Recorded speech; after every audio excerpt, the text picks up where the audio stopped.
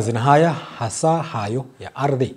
Seneta wa Mombasa Mohamed Faki ameitaka serikali ya kitaifa kuipa kipaumbele kaunti ya Mombasa wakati wa kugawa fedha zilizotengwa kuwafaidi maskwota, akisema kuwa fedha hizo zinapaswa kutumika kusuluhisha migogoro ya ardhi ambayo imeendelea kushuhudiwa maeneo hayo, akibaini kuwa fedha zilizotengwa hapo awali hazingetosha kusuluhisha migogoro hiyo ambayo imekuwa changamoto kuu kwa wakazi eneo la Pwani, huku akiitaka kaunti kuhakikisha fedha hizo zinawafaidi wanaostahili.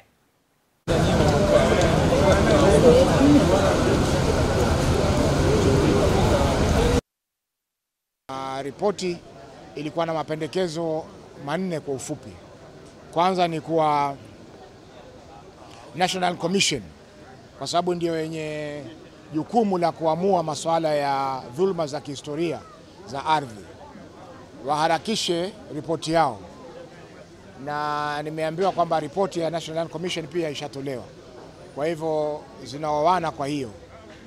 Kwa hivyo National Commission wamesema kwamba hakuna masuala ya eviction katika Mombasa. Shaona, hakuna masuala ya eviction mpaka wao serikali itakaponunua ardhi hizi. Jambo la pili ni kwamba serikali ya kaunti na serikali ya kitaifa waweze kununua hizi ardhi, watoe pesa za kununua hizi ardhi. Shaona, ili waweze kuwapa makao ama kusawazisha makao ya hawa wananchi, sababu najua hata mpaka katika sheria za United Nations kuvuruga makao ni moja katika zile ambazo tunaweza kusema ni dhuluma za kijamii na ukosefu wa haki za binadamu.